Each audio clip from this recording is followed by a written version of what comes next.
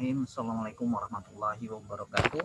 Rabbi shrah li sadri wa yassir li amri wahlul 'uqdatam min lisani yafqahu qawli. Selamat sore dan salam bahagia.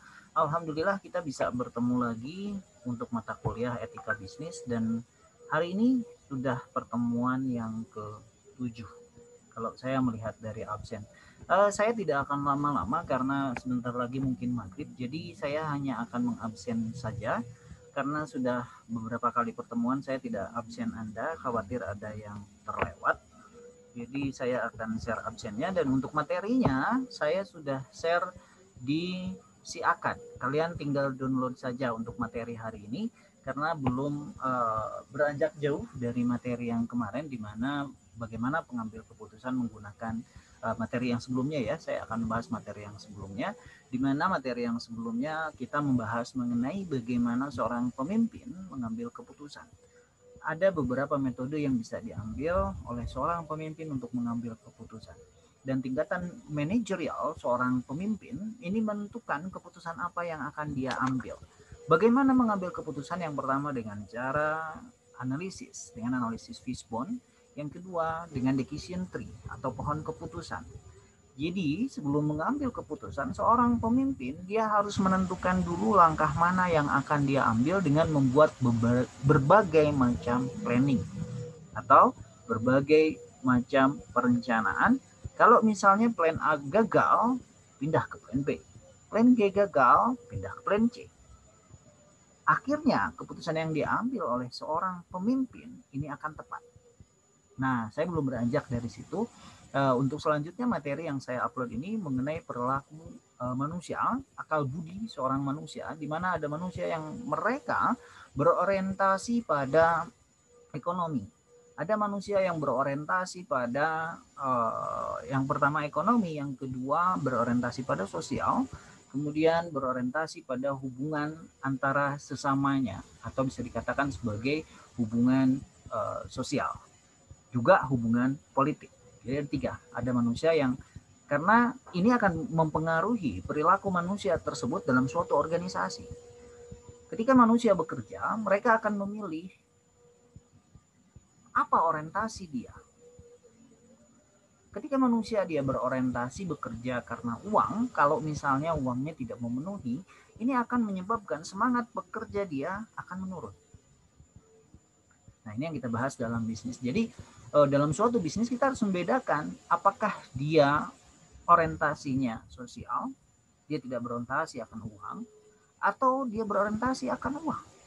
Ketika dia berorientasi akan uang dan uangnya tidak mumpuni atau uangnya hanya seberapa, maka semangat kerja dan efektivitas kerja seseorang dalam suatu organisasi itu akan menurun.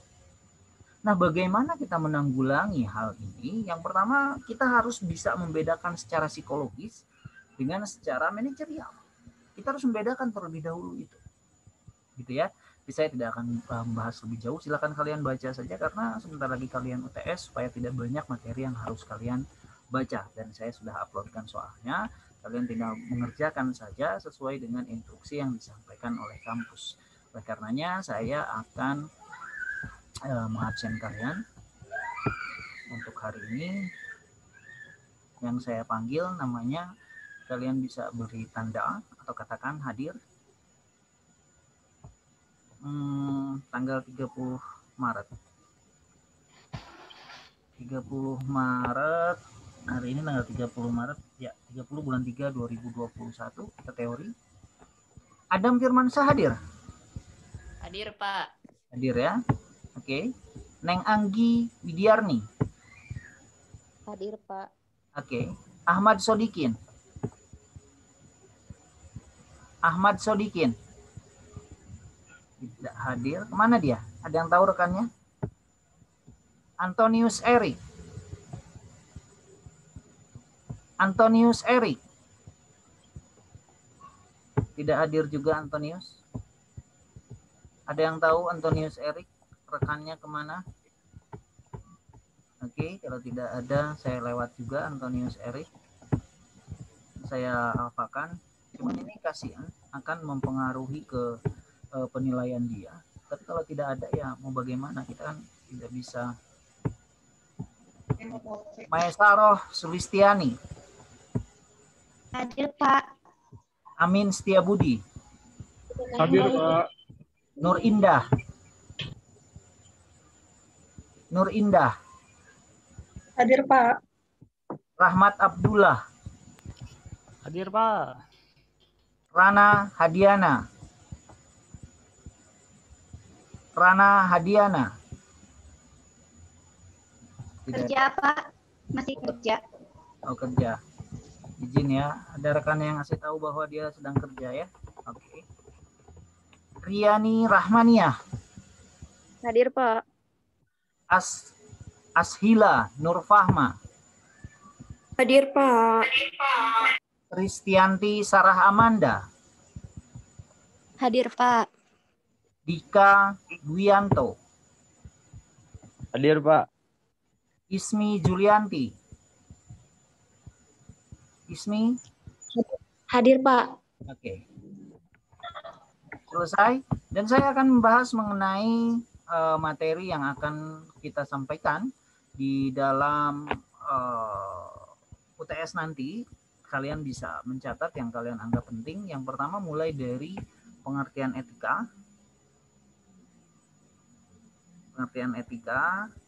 Kalian harus membahasnya secara detail. Dan saya akan memberikan nilai lebih ketika diberikan contoh. Contohnya begini, etika kan kebanyakan mungkin teori ya. Kemudian pembentukan karakteristik pebisnis menurut etika bisnis, di mana dia dibentuk dari PQ, manusia itu dibentuk dari PQ, physical quotient, IQ, intelligentsia quotient, EQ, emotional quotient, SQ, spiritual quotient. Itu kan yang membentuk manusia ya. Ada 4. PQ, IQ, EQ, SQ.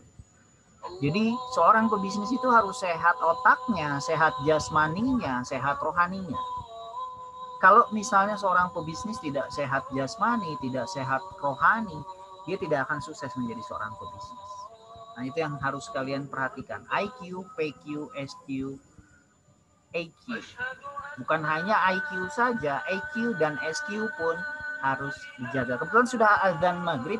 Saya mengucapkan selamat menjalankan ibadah sholat maghrib dan selamat mengerjakan ujian tengah semester. Semoga kalian bisa mengerjakan.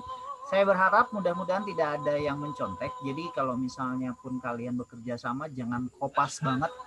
Jawaban sama, contoh sama, itu kan kelihatan kopasnya. Ini akan saya jadikan catatan kalau misalnya terlihat copas banget. Itu jadi catatan saya. Mudah-mudahan kalian bisa mendapatkan nilai yang bagus dan segera lulus. Terima kasih atas perhatiannya. Wabillahi taufiq wal hidayah. Assalamualaikum warahmatullahi wabarakatuh. Hasil dari rekamannya akan saya share di YouTube. Selamat sore dan selamat menjalankan ibadah sholat maghrib.